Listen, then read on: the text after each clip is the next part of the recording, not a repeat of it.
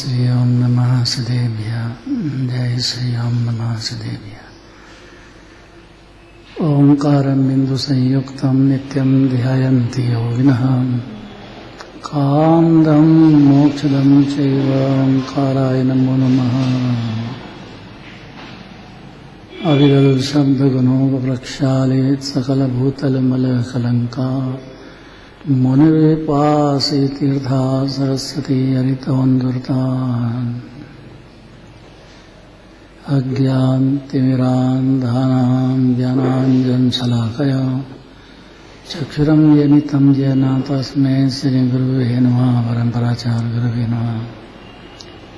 मंगलम भगवान वीरो मंगलम गौतमो गणी मंगलम कुंदकुंदार्यो जैन धर्मस्तु मंगलम। नमः समय साराय सानुभूत्या चकास्ते चित्स्वाय भावाय सर्वभावांतरचते। कुंदकुंदाचार्य देव का आचार्य पद का धारण किया आज के दिन।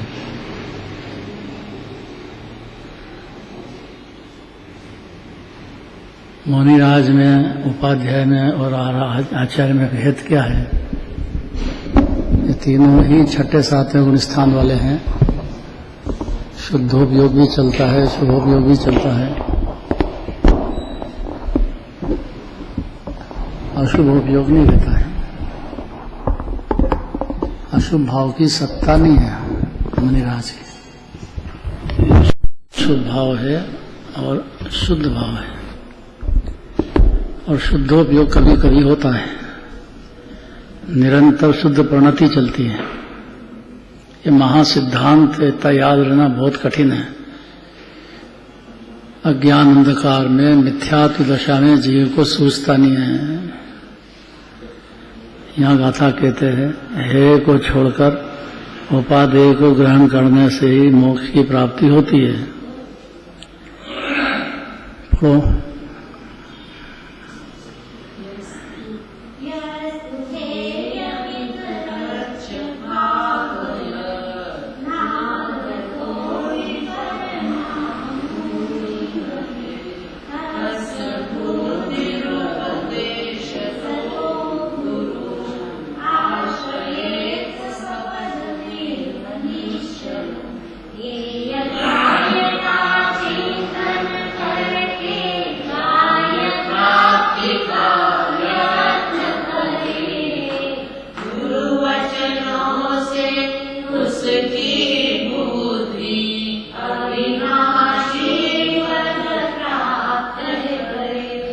इस जगत में 6 द्रव्य पाए जाते हैं। अब 6 द्रव्य में से है कौन है, उपादेय कौन है कि जिससे आकुलता पैदा होती हो, वो सब है में चले गए, गे में चले गए। गे ज्यादा अच्छा शब्द है, ज्ञान में दिखेंगे। हे रूप गे, हे रूप गे। ये तो है अपनी पर्याय के विभाव भी और बाहर के पदार्थ भी, तो उनको ज्ञान में गे की दर्जा दे दिया, गे रूप। तो अपनी पर्याय में पुण्य पाप चलते हैं, गे भी है और है भी है, दोनों।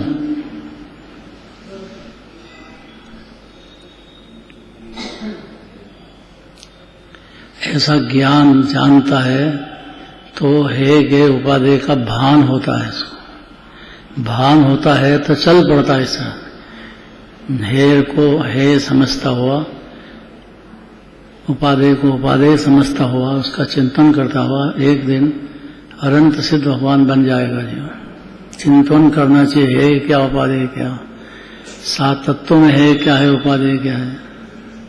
बोलना दिनेश जी। शुभ भाव है वो तो है, वो शुद्ध भाव है वो उपादेय। बीच का शुभ भाव, शुभ भाव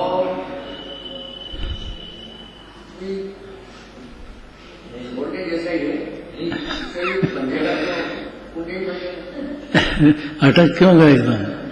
दृढ़ता से बोलोगे है ये तो नहीं छोड़ने लायक, उपाधि ग्रहण। हाँ, ये बात है का अभिप्राय में ज्ञान हो जाना सम्यक दृष्टि होता है। अशुभ भाव भी है और शुभ भाव भी है। उपादेय प्रकट करने के लिए अपनी पर्याय की निर्मल दशा उपादेय और शुद्धात्मा उपादेय। परम उपादेय तो शुद्धात्मा है। देह देवल में विराजमान अनादि अनंत आनंद का कंद, पिटारा शांति का समुद्र, ज्ञान घन आनंद कंद, परिपूर्ण अनंत गुणों की दरिया भरा जीव। जितना सिद्ध भगवान के प्रश्न परिणति द्रव्य में है, उतना ही सब जगत के जीवों के द्रव्य में शक्ति रूप से पूर्णता का रस भरचक भरा हुआ है। ऐसा जानने पर अनुभूति होती है। यथार्थ जानने पर, पाप पुण्य को भिन्न जानकर, शुद्धात्मा को उपादेय जानने पर परिणति में निर्मलता का जन्म होता है। गे उपादेय में ही सारा गे भी है और है भी है। बहुत बड़ी बातें हो गई इतनी देर तो, पूरी गाथा ही दे दी। है गे उपादेय में ही जगत भरमाया है। मिथ्यात्व दशा में पाप है पुण्य उपादेय है, ऐसी बुद्धि रहती है। मिथ्यात्व दशा में जो भी अपना हित करना चाहे तो, क्योंकि पाप से तो नरक पशुगति है, पुण्य भाव से स्वर्ग भी है। और अगर पुण्य भाव के साथ भेद ज्ञान हो जाए ज्ञान का, तो निर्मल पर्याय का भी जन्म होकर निर्मल परिणति शुद्ध एक धारा चलती रहेगी। निर्मलता की भी मलिनता की भी एक धारा। चौथे गुण स्थान में जैसे जैसे गुण स्थान बढ़ेगा वैसे वैसे शांति ना आनंद बढ़ता जाएगा, आकुलताएं कम होती जाएगी। ज्ञानी को आकुलता होती नहीं, ऐसा नहीं है। अस्थिरता की आकुलता तो होती है और उससे कर्म भी बनते हैं, उदय भी आते हैं और पुण्य भाव भी बहुत होता है ज्ञानी के, उससे पुण्य भाव भी बढ़ता है और उसके फल में स्वर्गादि भी होते हैं। लेकिन शुद्धात्मा उपादेय है, ऐसा यथार्थ अनुभूति पूर्वक जान जाने पर सम्यक दृष्टि नाम होता है। सम्यक दृष्टि हुआ मतलब आत्मा उपादेय है ऐसी प्रतीति हो गई, तो अपनी परिणति में प्रकट करने के लिए निर्मल पर्याय परम उपादेय है। अशुभ से बच के शुभ में आए, उतनी भी ज्ञानी को विवेक बरतता है हर समय, लेकिन श्रद्धा में उपादेय नहीं मानता है। देखो, हे को छोड़कर उपादेय को ग्रहण करके ही मोक्ष की प्राप्ति होती है। ही लगा दिया ना, इसका मतलब है उपादेय का ज्ञान अनादिकाल से जीव को है नहीं। जब ज्ञान हो जाएगा तो जीव समझ जाएगा कि ज्ञेय तो है ही, लेकिन साथ में है और उपादेय की बुद्धि भी क्लियर हो जाएगी। कोई शंका का प्रश्न नहीं रहेगा। दिनेश जी एकदम क्लियर, 2 ने 2 4 जैसी बात है। इतने में ज्ञानी हो जाता है उपादेय का ज्ञान होता है तो ज्ञानी हो जाता है। ध्येय है प्रकट करने के लिए सब है। शुद्धोपयोग और शुद्धोपयोग की आत्मा खान है, ये उपादेय है। परम उपादेय तो शुद्धात्मा है। जीव बना हुआ पहले से ही अनादि अनंत अनंत गुणों का धाम अकृत्रिम बना बनाया विराजता है। अनिल जी, बनाना नहीं है आत्मा को, खाली जानना है बस। ये नहीं जानता आत्मा अनादिकाल से जीवा, तो विषय कषाय में बुद्धि रही तो उधर ही उधर रह गया। पाप भाव पुण्य भाव थोड़ा कर ले, पुण्य पाप में डोल रहा है तो 4 गति भटक रहा है, क्योंकि अज्ञानी के पुण्य भाव होते ही नहीं होता तो 4 गति में स्वर्ग में कैसे जाता। हे ज्ञेय उपादेय, ज्ञान अपेक्षा से तो ज्ञेय और अपनी परिणति में परिणमन है, उस अपेक्षा से है उपादेय। जितनी शांति आनंद की वृद्धि हो वो उपादेय। जितना अपनी परिणति में पाप भाव चलता है पुण्य भाव चलता है वो है, ऐसा हर ज्ञानी समझता है और हर अज्ञानी ये बात नहीं समझता है, इसलिए गाथा अवतरित हुई है। हे को छोड़कर उपादेय को ग्रहण करके ही मोक्ष की प्राप्ति होती है।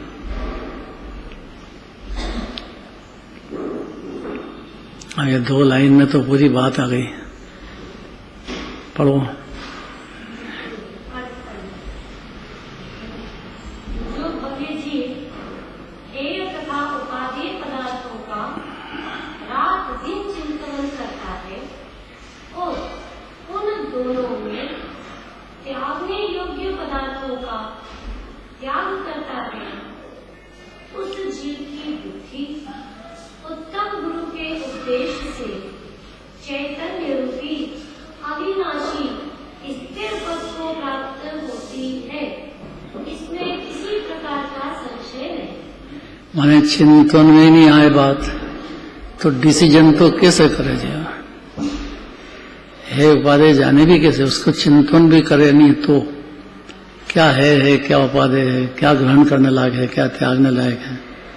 जो भव्य जीव अभव्य क्यों नहीं लिया कि अभव्य कभी भी मानेगा नहीं। पुण्य तो बहुत कर लेगा लेकिन मानेगा नहीं ये बात। उसकी उपादान में ऐसी स्थिति नहीं है कि वो ये बात को समझ जाए। शक्ति तो है लेकिन परिणति की इतनी योग्यता ही नहीं अभव्य को कि वो ये बात को समझ जाए। वो पाप पुण्य में डोलता ही रहेगा। चिंतन भी उसका यथार्थ नहीं होता है। निर्णय हुआ, जिन्होंने सुन देखा, निर्णय नहीं हुआ, जिन्होंने सुन देखा, तो वो भव्य अभव्य कहलाए। उसकी जो ताकत है वो पाप पुण्य में ही चलती है बस। उसके आगे वो सुनता ही नहीं है, विचारता ही नहीं, निर्णय नहीं कर पाएगा। चिंतन तो करो, पुण्य भाव है। वो उसकी बुद्धि में आत्मा उपादेय है ये नहीं बैठेगी बात। पुण्य तो हो जाता उसको भी लेकिन पुण्य भाव तो बंदगी कारण है ना। बात ये है, मूल बात तो ये है। चिंतन करेगा है गे उपादेय तत्वों का तो गे भी समझेगा पुण्य पाप के भाव को। परदेव तो गे है ही, उसकी कर्ता बुद्धि का तो काम ही क्या है, पर वो मानेगा नहीं। यानी उसकी परिणति में योग्यता ही ऐसा जो मूंग होता है उसको बो दो तो उगेगा नहीं, ऐसा है वो अभव्य। कभी भी नहीं, अनंत काल में भी उसको कभी भी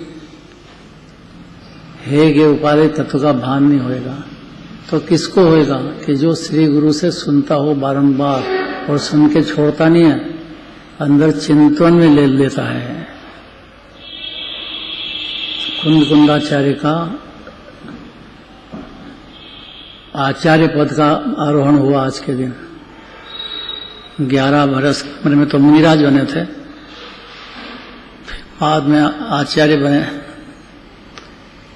उनका मित्र भी किसको बनाना ये भी ध्यान सोचना चाहिए।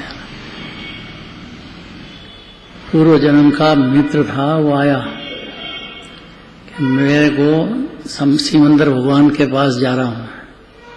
अपने तो यहाँ इस मंदिर में आ जाओ तो सिमंदर भगवान मिल जाते हैं। ओके, साक्षात सिमंदर भगवान विराजते हैं। 20 तीर्थंकर हैं, उसमें सिमंदर भगवान है। तो मैं जा रहा हूँ दर्शन करने के लिए। आप मित्र रहे, मेरे स्वर्ग में मित्र थे, तो मैं आया हूँ आपके पास। मैं जा रहा हूँ, आप चलते हो तो चलो।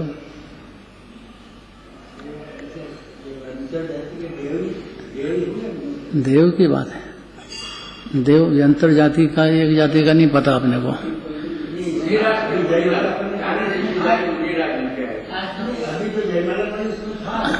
था हाँ, क्या अच्छा,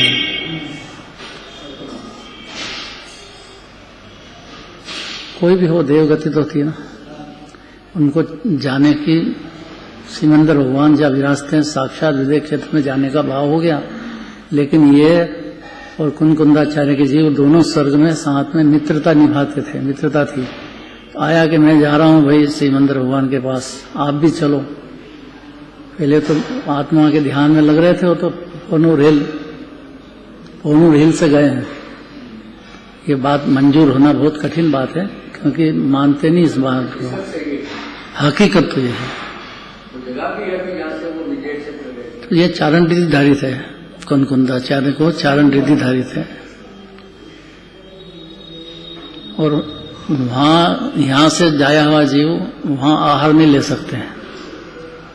समोषण में जाने वाले वहाँ पे दूसरे जीव, क्योंकि वहाँ का आहार ग्रहण नहीं करते हैं।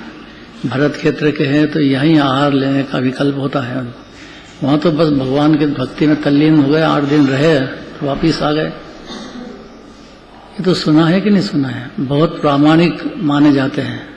पूज्यपाद आचार्य का भी कहते हैं, वो भी गए, लेकिन अब ज्यादा प्रसिद्धि उनकी है कुनकुंदाचार्य।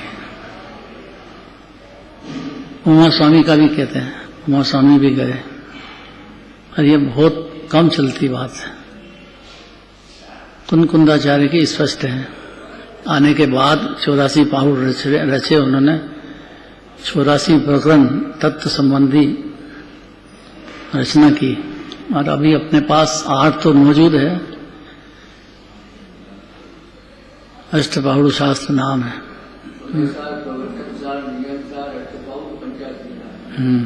ये तो थे ही,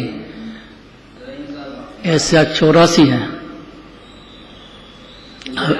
अभी अवेलेबल नहीं है अपने पास। दर्शनाचार्य ने जो कहा वो प्रथम सुत स्कंद है, वो तो अवेलेबल है। और उसको हिंदी में भी उसका टीकाकार रविर सेनाचार्य का छपा दिया है। सब मंदिरों में विराजमान करा। यहाँ है कि नहीं है? है ना? हाँ बस ये प्रथम सुत स्कंद था। इसमें ज्यादा बात पाप भाव के फल में कहाँ जाता है जीव, कैसा होता है, पुण्य भाव के फल में कहाँ का कहाँ पहुँचता है, इसका ही वर्णन है। बस जीव के परिणाम होते हैं, पाप पुण्य और वितराग 3 भाव कर सकता है।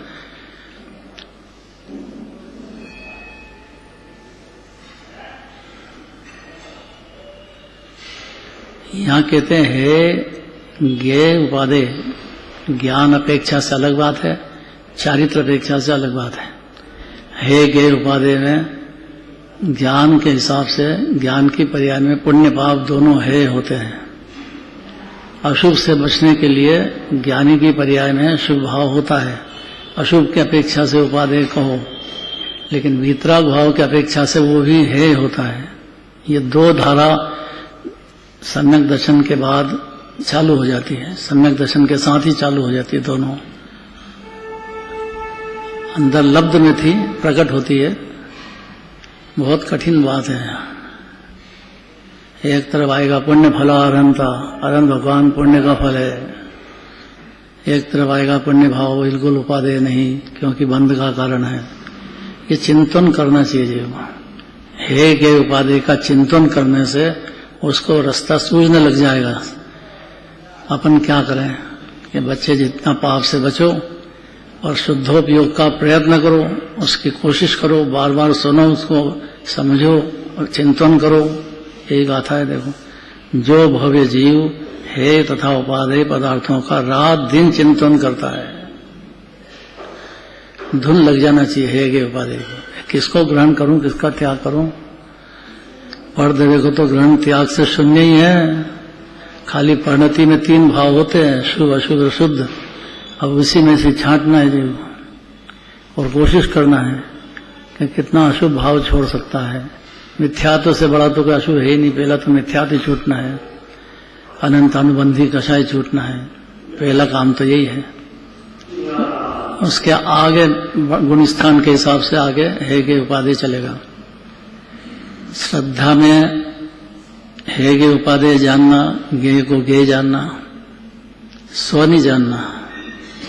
और फिर उसमें अपना कुछ सार नहीं है, इसलिए उससे बच करके अपनी आत्मा की तरफ ढलना अंदर, अपनी आत्मा की तरफ ढलना अंदर। उसमें जो प्रयत्न होगा वो शुभ भाव है।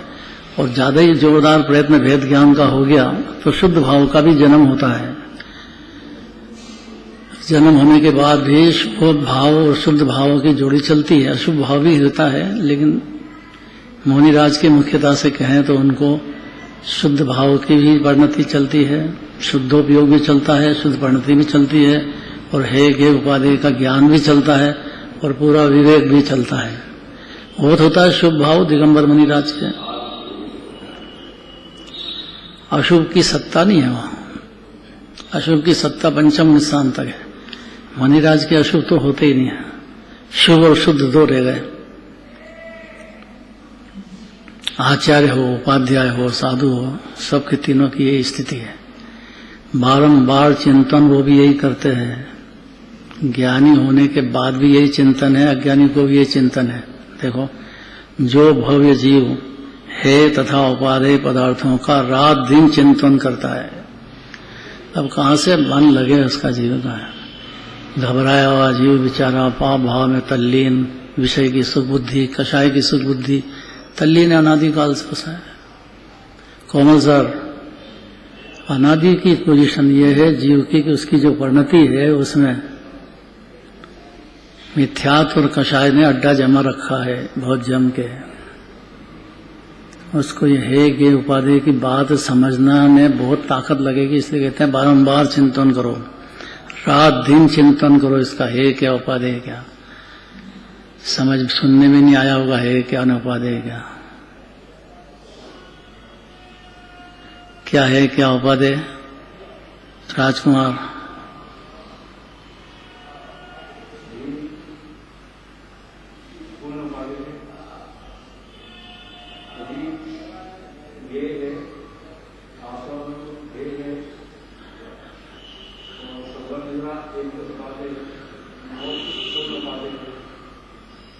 बहुत बढ़िया बात है। और पाप पुण्य में से छांटो तो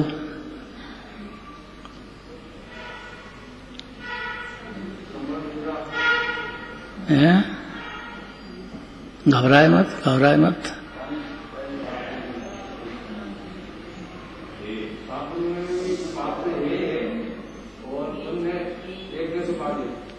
बहुत बढ़िया बात है, सही बात है। एक देश इसलिए कहा कि नहीं छूटता है।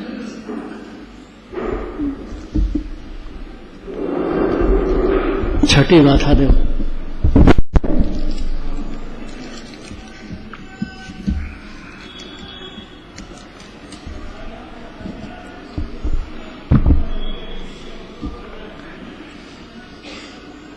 निकाल दी छठी गाथा इसमें।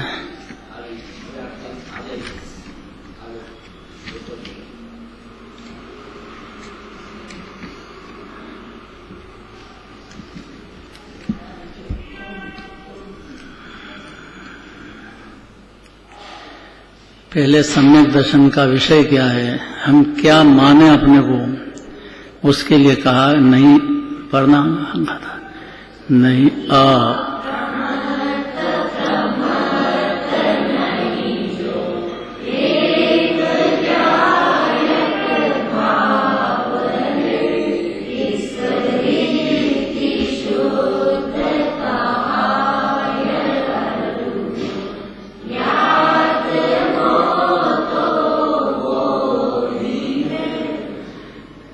कैसा है भगवान आत्मा जो परम उपादेय है कि जो स्वयं अपने से ही सिद्ध होने से, किसी से उत्पन्न हुआ न होने से आत्मा की सत्ता अनादि अनंत है, अनादि सत्ता रूप है जीव, कभी मरा नहीं है जीव। देह को छूटने को मरण कहते हैं, लेकिन आत्मा का मरण नहीं होता है कभी भी। आकृतिम है, जिनबिंब है, बड़ा गुणों का ढेर है, आनंद का दरिया है जीव। सभी जीव से निरोध में रहे तो भी ऐसा है, और सिद्ध भगवान बन जाओ तो भी ऐसा है। ये जो है स्वयं अपने से ही सिद्ध है, होने से, किसी से उत्पन्न हुआ न होने से। जीव अनादि अनंत सत्तारूप है, अनादि सत्तारूप विराजमान है। इसको हजम करना बहुत ताकत की बात है। कितनी उम्र है आपकी? ये हुई ना बात। अब जहाँ स्कूल कॉलेज में पढ़ना हो, सर्टिफिकेट लेना हो तो वहाँ तो पूछेंगे कितनी उम्र है, तो क्या कहेंगे? वहां कहेगा अनादि अनंत के किया क्या है ये?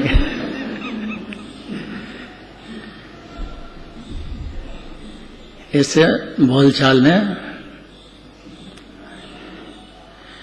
कोई सगाई करने का मौका आया तो भाई पूछो कि भाई कितनी उम्र है आपकी, तो क्या कहेंगे?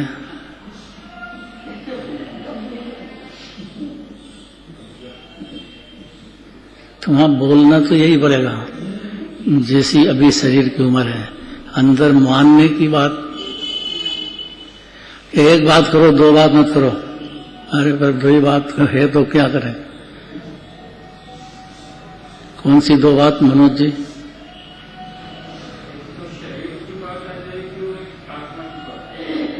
नहीं, सगाई ब्याह के टाइम पे क्या बताएंगे अपन?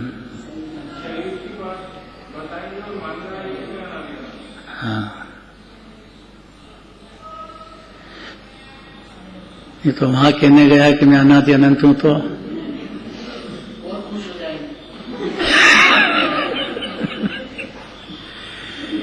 अगर मुमुक्षु होगा तो खुश हो जाएगा।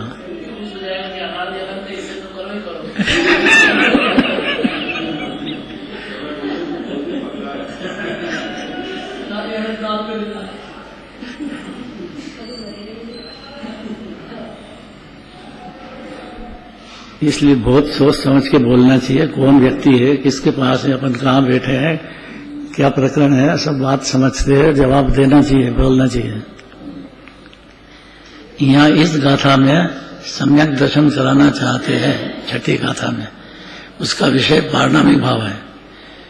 अनादि अनंत शुद्धात्मा परिपूर्ण विराजमान है इस देह में, उसकी बात है ये। क्योंकि सम्यक दर्शन कराना है और मुनिराज को भी प्रमाद छुड़ा करके और मुनिराज को भी अप्रमत्त दशा में पहुंचाना है, ये प्रयोजन समझ जाना है।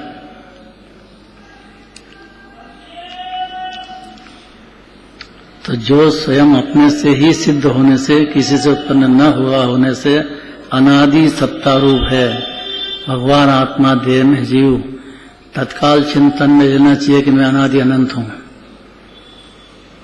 बहुत जरूरी बात है, बहुत जरूरी बात है। अंदर चिंतन में बारंबार लेना है ये बात कि जो स्वयं अपने से ही सिद्ध है।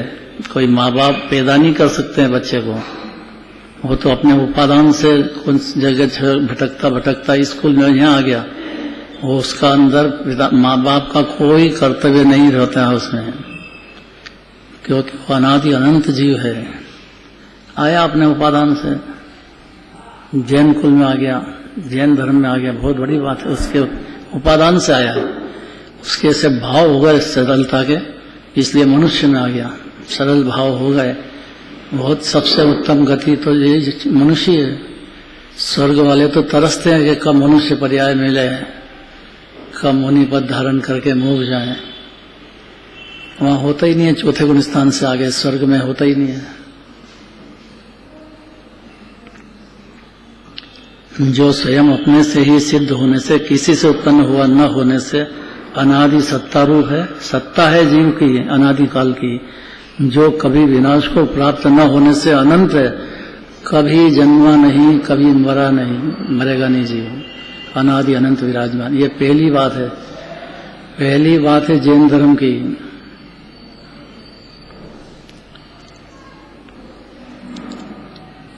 कैसा है?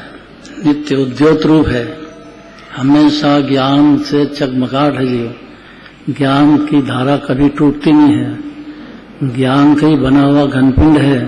आत्मा ज्ञानम स्वयं ज्ञानम, आत्मा ज्ञान का ही बना हुआ है, ज्ञान सूर्य ही है, आत्मा ज्ञानम स्वयं ज्ञानम, ज्ञानात अन्यत करोति किम, ज्ञान के सिवाय क्या करे जीव। और जो बने हुआ ज्ञान का गोला है तो अनादिकाल से जानता देखता है, अनंत काल तक जानता देखता है, सिद्ध हो जाए तब भी ज्ञान स्वरूप है।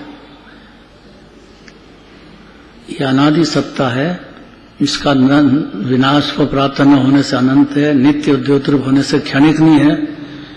आत्मा एक समय की पर्याय है, वो तो हर समय चिन्ह है जीव का कि ये जीव बैठा है। जानने देखने की पर्याय से पता लग जाता है कि देह में जीव विराजमान है, ये अनादि अनंत है, नित्य उद्योतरूप है। हर क्षण ज्ञान ज्ञाता ज्ञाता ज्ञाता ज्ञाय की पर्याय ज्ञान की पर्याय कोई भी जीव के हर समय होएगी, निगोद में हो, 2 इंद्रिय में हो, 3 इंद्रिय में हो, ज्ञान की पर्याय उसकी चालू है। वह नित्य उद्योत रूप है, होने से क्षणिक नहीं है आत्मा, और स्पष्ट प्रकाशमान ज्योति है, ऐसा जो ज्ञायक एक भाव है। अब ये ज्ञान में आ जाए जीव के और अपने को ज्ञायक भाव पहचान जाए तो सम्यक दर्शन होता है। और अपने को ज्ञायक भाव नहीं पहचाना, ज्ञान सूर्य उसकी किरण है, मति शुद्ध ज्ञान, और सूर्य के पीछे मति शुद्ध ज्ञान में ही अटक जाए और मति शुद्ध ज्ञान पर लक्ष्य का पर्दे कहीं हो, उसी में अटक जाए, तो ये जीव नित्य उद्योत रूप अपने को मानता नहीं है। छठी गाथा है ये, पारणामी भाव अनादि अनंत नित्य विराजमान है। जीव हर समय पारणामी भाव है, पर्याय भी है, द्रव्य भी है। द्रव्य तो पारणामिक भाव है और पर्याय बदलती रहती है, इतने में वस्तु स्वरूप है, अनादि अनंत ऐसे ही है। ऐसा नित्य उद्योत रूप होने से क्षणिक नहीं है, स्पष्ट प्रकाशमान ज्योति है। कौन? ऐसा जो ज्ञायक भाव मैं पना लगा देने लगा, ऐसा जो मैं ज्ञायक भाव एक भाव है, वह संसार अवस्था में अनादि बंध पर्याय रूप निरूपण की अपेक्षा से नीर की भांति कल्प कर्म पदार्थों के साथ एक रूप होने पर भी, अर्थात उसकी कल्पना में जीव के देह में हो गया हूँ, रागी हो गया हूँ, ये 2 कल्पना अनादिकाल की है। ऐसा होने पर भी उसी समय स्वभाव की अपेक्षा से देखा जाए तो जीव नहीं मान रहा ये बात भले, लेकिन उसको स्वभाव की अपेक्षा से देखो तो कोई भी जीव एक क्षण में बिना ज्ञान के रहता नहीं है। ज्ञान की पर्याय दर्शन की पर्याय लब्ध हो जाता है। ज्ञान चल रहा है तो दर्शन लब्ध हो गया, दर्शन चले तो ज्ञान लब्ध हो गया। दोनों एक साथ पूरे चलते हों वो तो अनंत भगवान होते हैं। अनंत ज्ञान अनंत दर्शन, 2 तो ये है। फिर अनंत सुख अनंत वीर्य, ये अनंत आशा है। सुख जीव की पर्याय में भले नहीं हो, लेकिन वो बना हुआ सुख का कंद है अनादि से। तो दृढ़ स्वभाव की अपेक्षा से देखा जाए तो दुरंत कषाय चक्र के उदय की, अर्थात कषाय समूह के अपार उदयों की विचित्रता के वश से भाव क्रम द्रव्य क्रम नो क्रम इसके वश हो गया है जीव अनादिकाल से। उसका ज्ञान अंधकार में प्रवर्तमान जो पुण्य पाप को उत्पन्न करने वाले समस्त अनेक रूप शुभाशुभ भाव होते हैं, उनके स्वभाव रूप परिणमित नहीं होता है जीव। ये शुभाशुभ भाव उसका स्वभाव नहीं है, ये विभाव है। इसके निमित्त में कर्म बनते हैं, इसके उदय में अकेला 84 लाख योनि में भटकता है पुण्य पाप के उदय अनुसार। लेकिन जीव की सत्ता इससे अलग है। शुभाशुभ भाव स्वभाव रूप परिणमित नहीं होता है, जीव का स्वभाव नहीं है ये, लेकिन पर्याय में चलता है, विभाव है। इसलिए ज्ञायक भाव जड़ भाव रूप कभी नहीं होता है। जीव ज्ञान सूर्य हर समय है और ज्ञान की पर्याय उसकी चालू रहती हर समय। एक क्षण ऐसा अनादि से नहीं हुआ जब ज्ञान नहीं हो रहा हो जीव, और वो ज्ञान का सागर नहीं हो और अनंत गुणों का समुद्र नहीं हो। पारणामिक भाव ज्ञायक भाव से जड़ स्वभाव रूप नहीं होता है। इसलिए प्रमत्त भी नहीं है जीव और अप्रमत्त भी नहीं है। प्रमत्त माने पहले गुण स्थान से लगा के 6ठे गुण स्थान तक प्रमत्त दशा, 7वें से लगा के 13 तक अप्रमत्त दशा। दोनों ये जीव नहीं है। ये एक समय की पर्याय तो है, लेकिन दोनों जीव दृढ़ स्वभाव पारणामिक भाव नहीं है। वही समस्त अन्य द्रव्यों के भावों से भिन्न रूप से उपासित होता हुआ शुद्ध कहलाता है। कि ये जो पारणामिक भाव है, ये पर्याय में पुण्य पाप चलते हो तब भी शुद्धता की पाठ है, शुद्ध कहलाता है, शुद्ध ही है जीव। बहुत वजन है इसमें, क्योंकि शुद्धता का विचार, शुद्धता का ध्यान, शुद्धता की श्रद्धा, रत्नत्रय का जन्म हो जाता है। माने अशुद्धता पर्याय में होते हुए भी शुद्धता का चिंतन होना।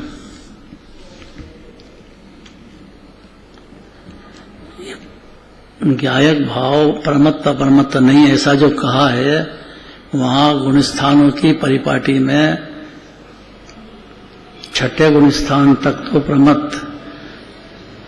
प्रमादी, छठे गुण स्थान तक तो 2 कषाय के 3 कषाय के अभाव होने पर भी मणिराज को छठे गुण स्थान को प्रमाद कहते हैं।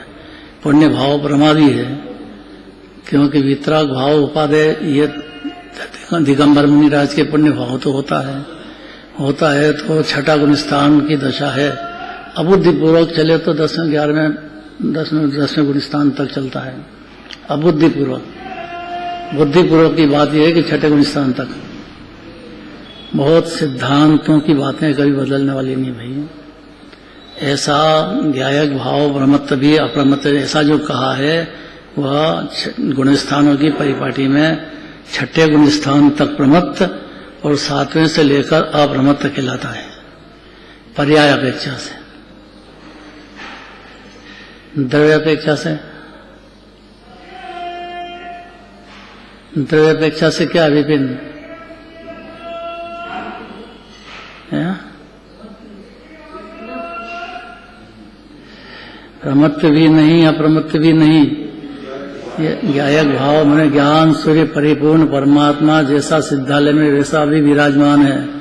द्रव्य तो जीव का ये बना हुआ ही ज्ञान सुख शांति आनंद का दरिया भी है। होना नहीं है उसकी बात करते हैं। वहां गुण स्थानों की परिपाटी में छठे गुण स्थान तक तो प्रमत्त और 7वें से लेकर अप्रमत्त कहलाता है। किंतु यह सब गुण स्थान अशुद्ध नय की कथनी में है। ये बहुत गंभीर बात।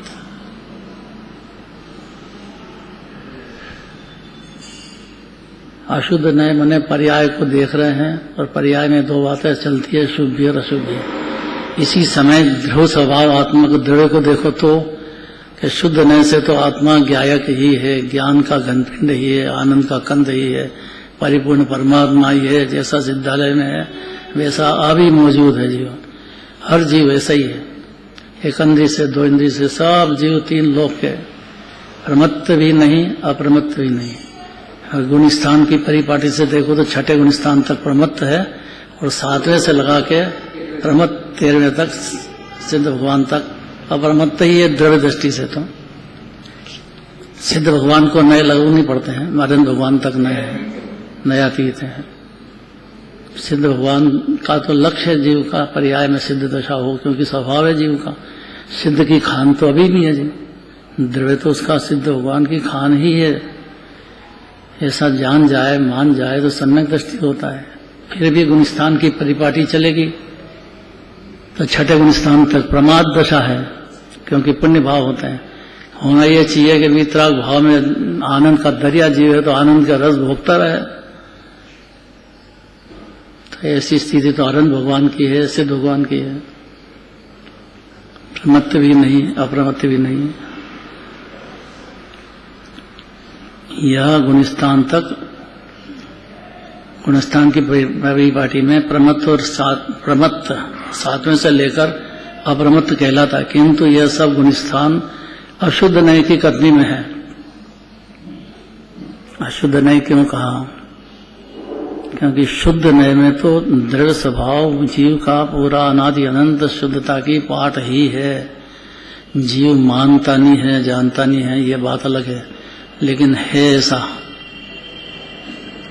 बहुत कठिन पड़ती होगी यहाँ था।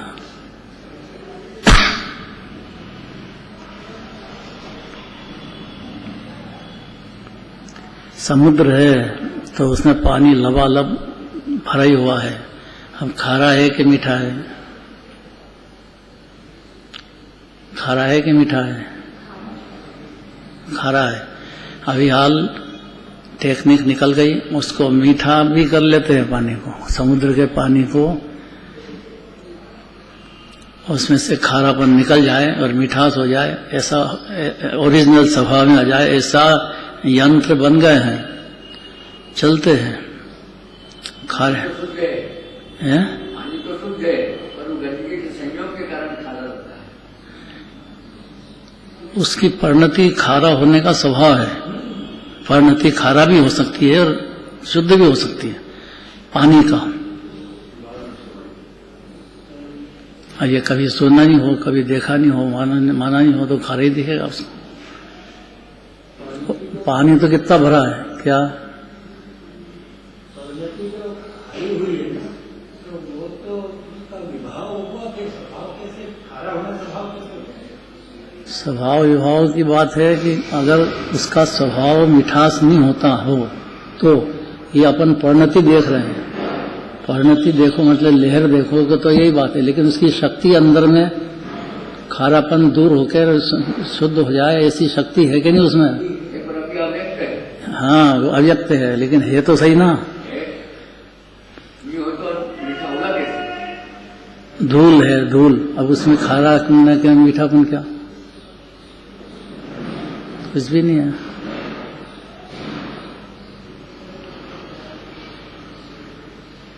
उसके स्वभाव में यदि मीठापन का नहीं होता तो खारापन निकल कैसे गया?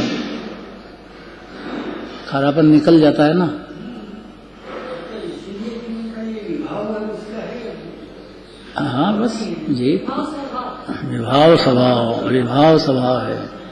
कहा ना धूल है, मिट्टी है, पत्थर है, ये क्यों नहीं होते? इसका है ही नहीं, स्वभाव ही नहीं है।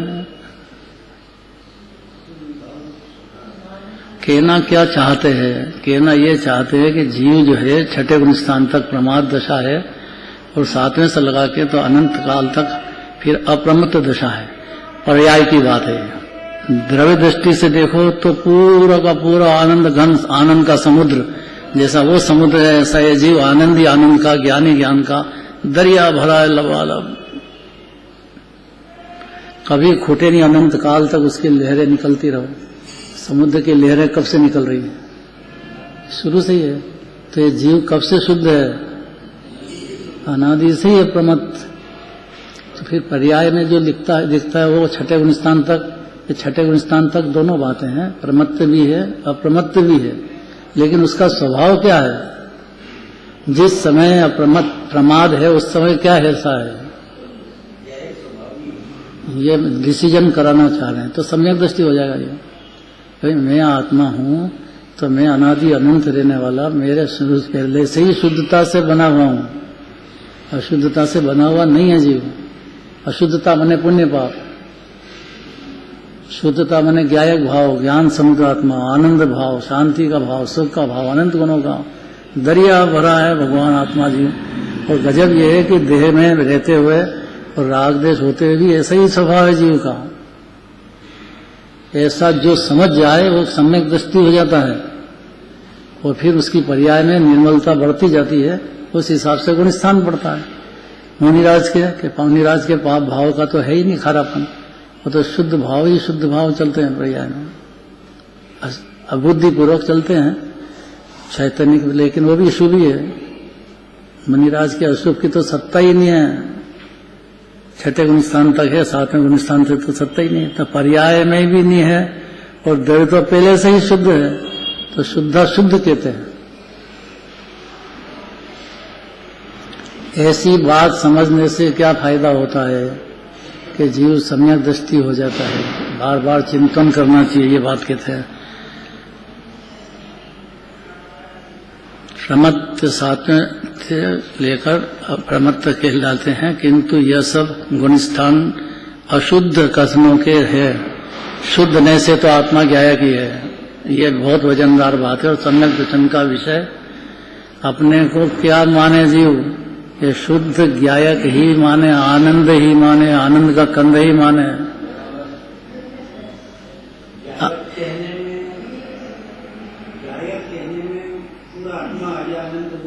हाँ, यही कहना है। और पर्याय की बात करेंगे तो प्रमत्त अप्रमत्त दो होंगे। अगर दोनों समझेंगे तो ज्ञानी है, दोनों में से एकांत करेगा तो अन्यमति समझ लो। एकांत नहीं चलता है, अनेकांत मार्ग है। अनेकांत वस्तु स्वरूप है, अनेक अंत है उसमें, अनंत गुण है, अनंत ही पर्याय होती है।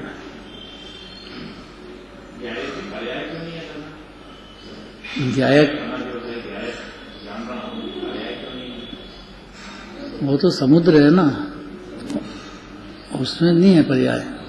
आत्मा जो है वो द्रव्य दृष्टि से देखो तो एक रूप है, ये सिद्धालय में भी ऐसे ही रहेगा, और सिद्ध भगवान की भी पर्याय बदलती है, यहाँ भी पर्याय बदलती है। दो चीज है ना आत्मा में, द्रव्य में पर्याय। तो द्रव्य कैसा है, तो वो जो बता रहे हैं अप्रमत्त प्रमत्त नहीं, एक ज्ञायक भाव, ज्ञानमय, आनंदमय, शुद्धतामय, कितनी भी अशुभ दशा हो कि शुभ दशा हो, तो भी आत्मा तो परिपूर्ण वितराग मूर्ति विराजमान है, विकार शुद्ध है। त्रिकाल शुद्ध है द्रव्य को। ये तो हाँ,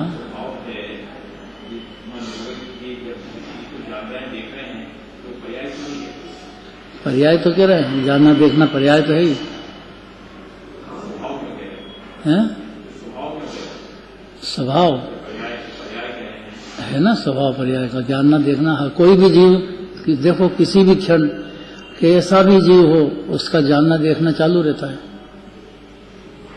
एक भी जगत में जीव निरोध का भी जानना देखना चालू रहता है। जानने देखने बिगड़ तो जीव रहता ही नहीं, एक समय पर्याय है। और समुद्र भरा है पूरा का पूरा, समुद्र पे नजर नहीं होने से खाली राग देश में चला गया जीव। छठे 19 स्थान तक राग ये हो गया प्रमत्त दशा, द्वेष तो नहीं है,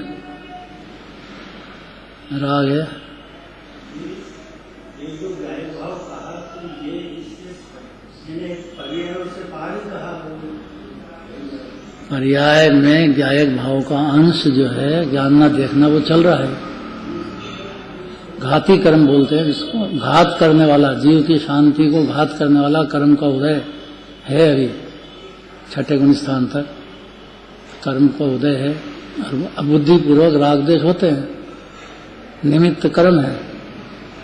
उपादान जीव की पर्याय है, कर्म कराता नहीं है, पर जीव का ऐसा स्वरूप ही है। जानना देखना पर्याय का काम है, द्रव्य तो जानने देखने का पिंड है। जानने देखने का पिंड है, समुद्र है, सूर्य और सूर्य की किरण। हाँ, बिल्कुल ऐसे ही है। सूर्य की किरण कब नहीं होगी? अब अपने यहाँ दिखता है कि यहाँ तो अस्त हो गया, पर यहाँ देख लिया कि अस्त 6 बज गई, 7 बज गई, अब नहीं, भोजन नहीं चलेगा, रात्रि भोजन करेगा नहीं, कोई जैन ही नहीं करेगा। अगर करता है तो नामधारी जैन भी नहीं है वो, रात्रि भोजन का क्या काम जैनी। तो रात हुई कि नहीं हुई, तो सूर्य है कि नहीं है। तो ऐसा चैतन्य सूर्य तो अनादि अनंत जीव ज्ञान दर्शन का पिटारा हमेशा जानता देखता ही है, और इसके अंदर उतने ही गुण भरे हैं जितने सिद्ध भगवान में है, अरहंत भगवान में है। अगर नहीं हो तो आएंगे कहां से? गुण भरे हैं, पर्याय उसकी होती है। हाँ, कह सकते हैं। दर्पण है तो दर्पण में मलिनता दिखी तो दर्पण कितना गंदा हुआ? स्वच्छ ही है, ऐसा आत्मा मुक्त ही है, सच्च ही है, इसमें वजन आना चाहिए। इसका कुछ बिगड़ा नहीं है आत्मा का, स्वच्छ ही है, निर्मल ही है, शुद्ध ही है, परिपूर्ण ही है, ज्ञान का अनंत गुणमय है। द्रव्य दृष्टि से पर्याय बदली है उसने, उसकी पर्याय उसके द्रव्य को ही नहीं मानती अपना, ये मिथ्यात्व है। पर द्रव्य को तो मानती है, पर द्रव्य को जानती भी है, लेकिन आत्मा को न जानती है न मानती है। उसका नाम पहला गुण स्थान है। हाँ,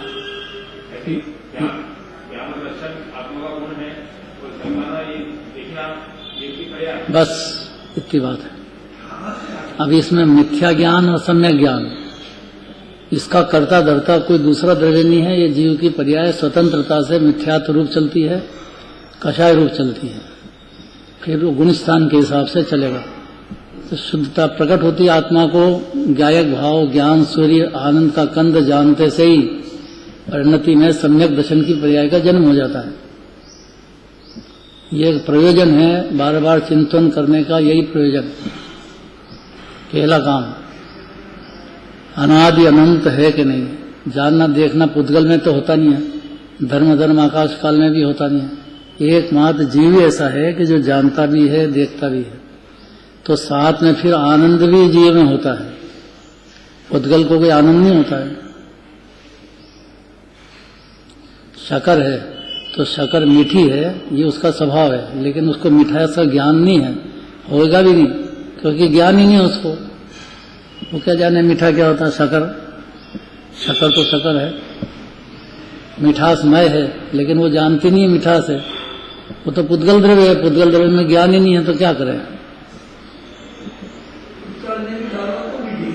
हाँ, ये मिथ्यात्व के काल में ऐसा है, ये समझने से सम्यक दृष्टि होता है। ये जीव निर्भर होता है, निर्भय होता है, उसको कोई से डर नहीं रहता अंदर में। चारित्र की पर्याय में डर तो 8वें गुण स्थान तक है, पर श्रद्धा में बिल्कुल मुक्त निर्भय हो जाता है जीव। अस्थिरता का रहता है थोड़ा सा, भय 8वें गुण स्थान तक है ना।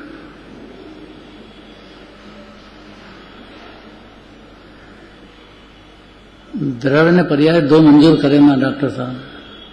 पर्याय जानने का स्वभाव है, तो कब नहीं जानेगी, या कांच में कब नहीं दिखेगा कोई भी पदार्थ।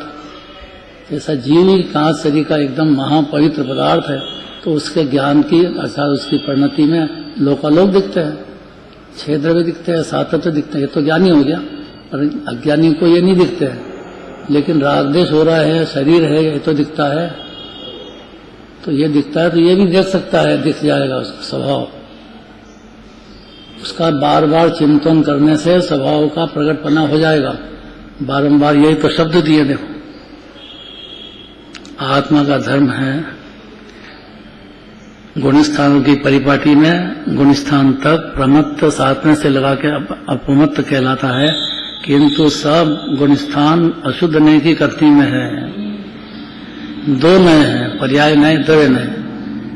तो अनेकांत होने से आंखें 2 है। अब दोनों आंखों से देखो, एक आंख से देखो तो भी वही है, और 2 आंख से देखो तो भी वही है। तो पाप पुण्य को भाव में अपनी छोटी कम पर्याय हो मति शुद्ध ज्ञान की, तो उससे देखो, या केवल ज्ञान से देखो, बात तो की वही है। मति शुद्ध ज्ञान से आत्मा को देखो कि केवल ज्ञान को देखो, केवल ज्ञान से देखो। आत्मा में क्या हुआ, आत्मा तो दोनों जगह परिपूर्ण पवित्र ही है, आनंद कंद ही है। इस नए को बहुत मुख्य करना चाहते हैं जिनवाणी में, तो ये जिनवाणी सुन रहा है जीव, नहीं तो गया फिर संसार में, फिर पता नहीं लगेगा। शुद्ध अशुद्ध, अशुभ अशुभ अशुभ करता रहता है। अनादि की पर्याय दृष्टि है, द्रव्य दृष्टि कराना चाहते हैं भाई।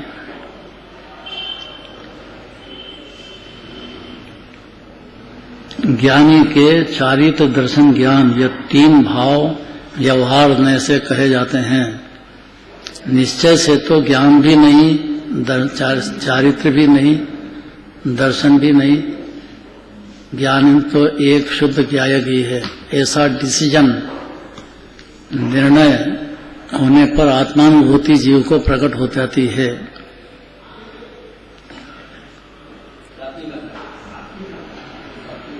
सातवीं गाथा चल रही है। अब 8वीं गाथा में कहना चाहते हैं कि भाई भाषा बिना कैसे समझे।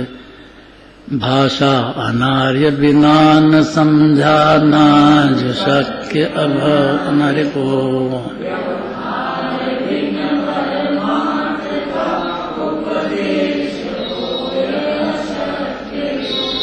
क्या बढ़िया बात है। देखो उपदेश देव कि आत्मा कैसा है, तब कैसे दे। आत्मा कैसा है ये कैसे कहे कि जैसे मलेच्छ को कोई ब्राह्मण सस्ती ऐसा शब्द कहे तो मलेच्छ उस शब्द के शब्दवाचक संबंध में को न जानने से कुछ भी न समझ करके ब्राह्मण की ओर मेंढे की भांति टकटका कर देखते ही रहता है। यह अज्ञानी की दशा है। जो भी बात के मेंढे की तरह टकटका रहे, क्या होता है ये क्या ज्ञान, क्या दर्शन, क्या आनंद, क्या शांति, क्या सुख, क्या है, क्या कह रहे हैं। भाव नहीं समझ पाता है। किंतु जब ब्राह्मण की उनको मलेच्छ भाषा का दोनों का अर्थ जानने वाला कोई दूसरा पुरुष, वही ब्राह्मण मलेच्छ भाव को बोलकर उसे समझाता है, मलेच्छ भाषा में समझाता है। ऐसा ये व्यवहार नहीं की भाषा है, इसमें समझाने का सिवाय कोई दूसरा रास्ता है नहीं। पर्याय ऐसी है, द्रव्य ऐसा है, द्रव्य में गुण है, भरे हैं, भंडार है, तो ये मलेच्छ भाषा में समझाओ। मलेच्छ नहीं हो, ब्राह्मण की भाषा में तो भोग करने की बात ऐसी थी, आंखें फाड़ कर टकटकी लगाकर देखते। किंतु जब मलेच्छ भाषा का दोनों का अर्थ जानने वाला दूसरा पुरुष वही ब्राह्मण को मलेच्छ भाषा बोलकर उसे समझाता है, तो वह षष्ठी शब्द का अर्थ यह है कि तेरा अविनाशी कल्याण हो, ऐसा आशीर्वाद, ऐसा शब्द का अर्थ है। तब तत्काल ही उत्पन्न होने वाला आनंद, अत्यंत आनंदमय अश्रुओं से जिसके नेत्र भर जाते हैं कि एकदम ऐसा लगता है कि ओहो, मैंने तो ये बात सुनी नहीं, ये तो मेरे हित की बात है, मैं तो अनादि से यूं अज्ञान अंधकार में भटकता रहा, देह को ईश्वर समझता रहा, कषाय को ईश्वर समझता रहा, विषय में सुबुद्धि करता रहा और कोई अपना देखता रहा। एकदम हर्षपूर्वक आंसू टपक जाते हैं उसको अंदर से, हर्ष के आंसू भी होते हैं, एकदम लगा के तो गजब की बात है, तो मैं हूँ क्या, मैं समझ क्या रहा हूँ अपने को।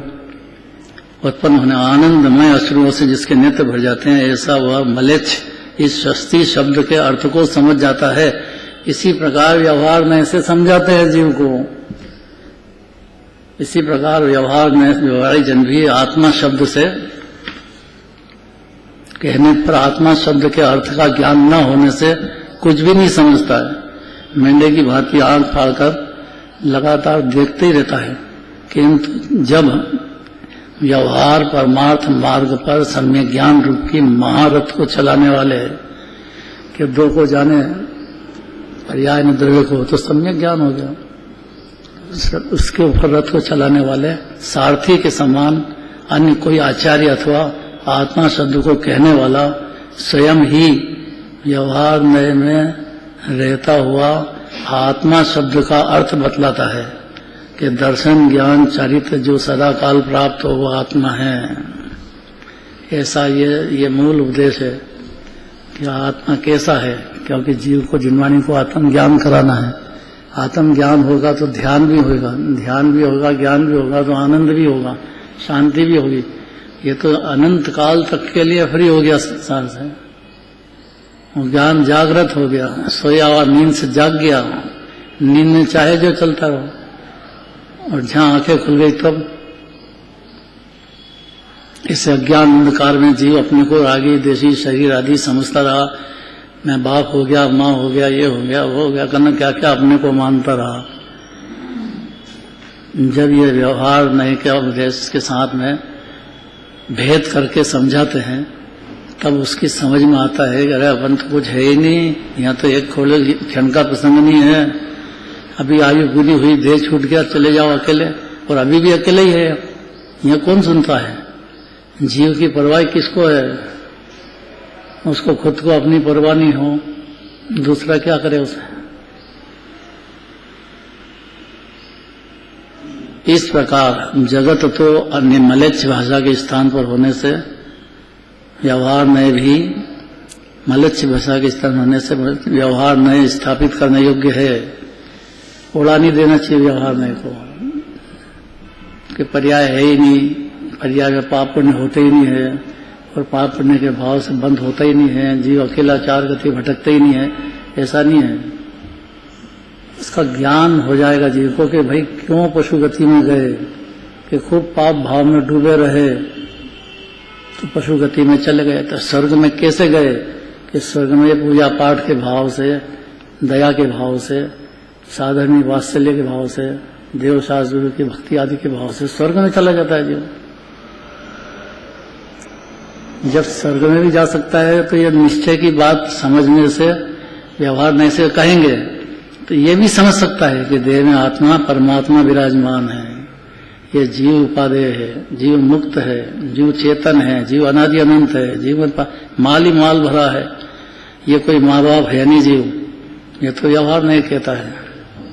बच्चा हो गया तो बाप हो गए, माँ हो गए, हुआ है ही नहीं है। माँ बाप हुए कि नहीं हुए? चेतना की बच्ची है कि नहीं है? तो कहां से आ गई वो? अरे माँ के पेट में तो है कि नहीं है? कुछ भी संबंध नहीं है? व्यवहार से, बस व्यवहार से है, मंजूर कराना चाहते हैं। नहीं तो दूसरे को बच्ची हो और अनीता से कह दे कि तुम मेरी माँ हो, तो ये क्या कहे? माँ तो यही रहेगी। ऐसा व्यवहार में है। बहुत दृष्टांत देंगे तो बस समझाने इतनी बात है तो खूब मस्ती से चलेगी, आराम से हर गाथा में निकलेगी ये बातें समझने की। फायदा क्या है कि ये जीव निराकुल होने लग जाता है, निर्भर होता है, निशंक होता है। भाई बाहर का उसके माथे पे कोई वजन ही नहीं है। जो ज्यादा पाप भाव करेगा, मिथ्यात्व करेगा, चार गति भटकेगा। इसमें ये क्या करे? दूसरे को समझाने की ताकत नहीं है जीव में, उसमें खुद को समझाने की ताकत है। ये तो भ्रम है कि मेरे से कोई दूसरा समझता है। कोई नहीं समझता है, सब अपने अपने धुन में हैं। जब समझेगा अपने उपादान से समझता है। ये तो व्यवहार की पोजीशन है, व्यवहार मार्ग है, इस प्रकार का होता है। साधर्मी का प्रेम होता है। सब जीव, सारे देश धारे जिन वर्ष जो सदा सुखकारी, सारे देश जिन्हें भगवान के मार्ग को समझ जाए, हमेशा सुख ही सुख देने वाला है। ये अद्भुत शांति बाहर में दिखता हो तो भी अंदर में शांति की लहरें आएगी जीव को अंदर। जगत तो मलेच्छ के स्थान पर है और मलेच्छ भाषा में ही समझाया जा सकता है। और परमार्थ का कहने वाला है, इसलिए व्यवहार को स्थापित करने योग्य है। बार बार व्यवहार में ऐसे भेद कर कर करके जीव को कहने सभी की बातें हैं ये कि आत्मा ऐसा है, उसकी सत्ता अद्भुत है, वो सर्वोत्तम पदार्थ है जगत का, उसने माल ही माल भरा है, गुणों का निधान, शांति ने सुख। दुख का क्या काम जैनी को? अजैनी दुखी रहे तो रहो, जैनी दुखी क्यों होएगा? वो तो जानता है कि सब स्वतंत्र है, क्षणिक संयोग है, देह छूटता है तो भी संयोग है। आनंद पूर्वक समाधि मरण करता हुआ देह छोड़ेगा। और पूर्व बातें हैं, लेकिन समझ में आ जाए जीव को ऐसी बातें हैं, नहीं तो कहते क्यों? जो लोग शुद्ध नहीं को जानते नहीं अनादिकाल से कि आत्मा कैसा है, शुद्धता की पाठ क्या होती है, क्योंकि शुद्ध नहीं का विषय अभेद एक रूप वस्तु है, उसमें गुण भेद करो तो भी अशुद्ध, शुद्ध नहीं रहता है। शुद्ध नहीं तो अखंड एक आत्मा को बताता है। वे व्यवहार में के द्वारा ही परमार्थ का समझ सकते हैं, बारंबार व्यवहार से समझाओ तो। अतः व्यवहार में को परमार्थ का कहने वाला जानकर उसका उपदेश किया जाता है। इसका अर्थ यह नहीं समझना चाहिए कि यहाँ व्यवहार का आलम्बन कराते हैं। आलम्बन माने आश्रय लेने लायक तो शुद्धात्मा है, माल तो इसमें भरा है। व्यवहार वैसे तो बताते हैं कि भाई आँख से भिन्न, देह से भिन्न शुद्धात्मा ऐसा है। अब यह जीव खुद अपने शुद्धात्मा की तरफ गति करेगा, आश्रय लेगा, शुद्धोपयोग के सागर के अंदर डुबकी लगाएगा तो उसकी पर्याय में शुद्धता आएगी। इसके आगे कोई दूसरा नहीं कराएगा जबरदस्ती। भटकते रहो, चार गति 84 लगे तो करुणा सागर हैं आचार्य परमात्मा, तो ये बात निकल गई। कहाँ जाएगा जीव? दिगंबर धर्म सिवाय तो बात ही नहीं है। अनुमति में शब्द नहीं है, क्या करेगा बेचारा जीव? इसलिए इसका अर्थ यो नहीं समझना चाहिए कि व्यवहार में का आलम्बन कराते हैं। आलम्बन तो द्रव्य का ही कराते हैं भी, परंतु व्यवहार का आलम्बन छुड़ाकर परमार्थ में ही पहुंचाते हैं। व्यवहार में की भी बात करें, भेद की भी करें तो भी अभेद में पहुंचाने के लिए ही करते हैं।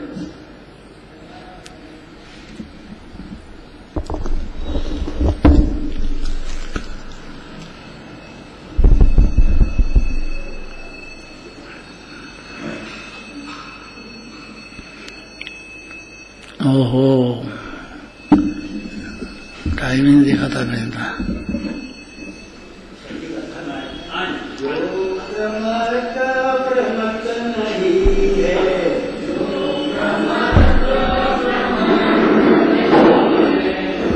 न्यायक तो